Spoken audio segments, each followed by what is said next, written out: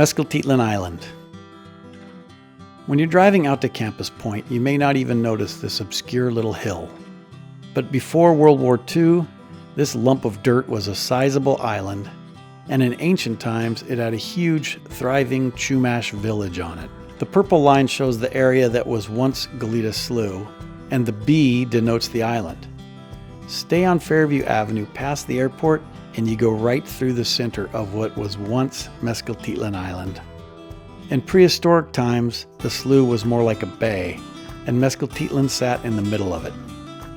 With at least 2 freshwater springs, a thick forest, seafood and small game easily accessible, and a moat for protection against neighboring enemies, this island was the perfect location for a large population to flourish. And they did. The first Europeans to discover the island were on the Cabrillo expedition that came through in 1542. They observed the large population living on the bluffs of the bay and on the 64-acre island, then known as Halo. At this time, it was probably the largest settlement on the California coast. Cabrillo anchored off Dos Pueblos for one night, and then he was on his way searching for a northwest passage. Shortly after Cabrillo sailed by Goleta, he died from injuries he obtained on San Miguel Island. According to Walker Tompkins, Chumash legend says that 2 large ships anchored in the slough and their crews buried their leader on Mescaltitlan Island. Historians debate the final resting place of Cabrillo to this day. After Cabrillo, several other explorers passed by, but none of them recorded any detailed descriptions until 1769, when the Portola expedition came by land. They were searching for locations for a new mission in the area. Portola brought with him Catholic priests who would attempt to map and name portions of the coast. One of the priests, Juan Crespi, recorded in his journal that they came upon a large estuary that had an island in it, and on that island, which was very green and covered with trees, we saw a large town. He concluded that this was a very grand spot for a very large mission. The Spanish soldiers were impressed by this island in the middle of a bay, heavily populated by natives.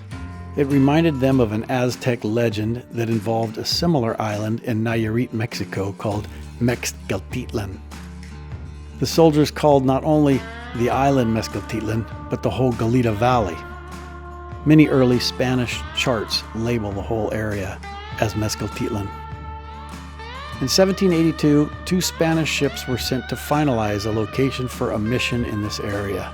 Simultaneously, a land expedition led by Lieutenant Jose Ortega and Governor Felipe de Neve came with equipment, soldiers, and livestock.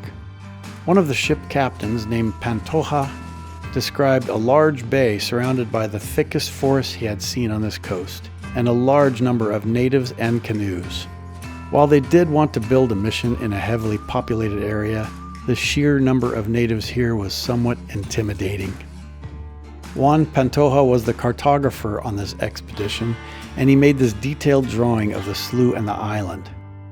Oddly, he drew 2 islands, perhaps it was an extremely high tide. They made measurements of the depth of the slough and noted the thousands of natives living in the area. He labeled the slough Mescaltitlan, and he humbly named Campus Point Punta de Pantoja, after his favorite cartographer himself. The security of a moat around the island made it appealing to the Spanish military, and they wanted to put the Santa Barbara presidio on Mescaltitlan Island and the mission on the Mormesa. But the Chumash in the area were constantly fighting with neighboring villages, which could prove to be a distraction from their mission. Additionally, the creeks in August were mostly dry, and Goleta didn't have a lot of rock readily available for construction purposes. So for these reasons, they instead chose the spot 2 leagues down the coast for the mission. On Mescaltitlan Island, there were actually 2 large villages. The island was covered in oak trees that produced a multitude of acorns, a staple in the Chumash diet. It also had 2 freshwater springs and a vernal pool on it. A wide variety of seafood was readily available, and the nearby canyons were full of small game. Father Crespi wrote, "On that island, which is very green and covered with trees, we saw a large town, in which were counted more than 100 houses." Over time, the Chumash inhabitants of Mescaltitlan Island slowly left to become neophytes at the mission, or they escaped into the backcountry, where they eventually died of the white man's diseases. Once the villages were gone, The trees on the island were cut down for firewood and other uses, and the cleared land was used as a wheat field for the Spanish ranchos. A series of events in the next century brought some major changes to the slough. The overgrazing of cattle on the surrounding foothills was followed by large grass fires. Then heavy rains pummeled Goleta in 1861 and 1862, which naturally caused flooding. The abundance of rain caused rapid erosion, and sediment poured through the creeks, emptying into the slough. Within a few years, most of the bay that surrounded Mescaltitlan Island became a silt-filled salt marsh. In 1876, John Moore bought the island and surrounding areas and used it for a bean field. He later built a house on the island for his sister, Martha Rowe. Around the turn of the century, spending summer vacations on the Goleta Slough was quite popular, as seen in this photo. This is the first known aerial view of the island, taken in 1928. Most of the forest on the island had been chopped down for firewood by then. It appears to still be surrounded by water, but the depth of the water was probably quite shallow. For years, Goleta folk had dug around on Mescaltitlan for Indian curios, as they called them.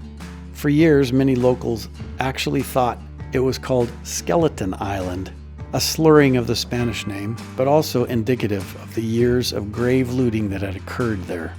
Archaeologists finally realized what a treasure trove the island was by the late 1920s.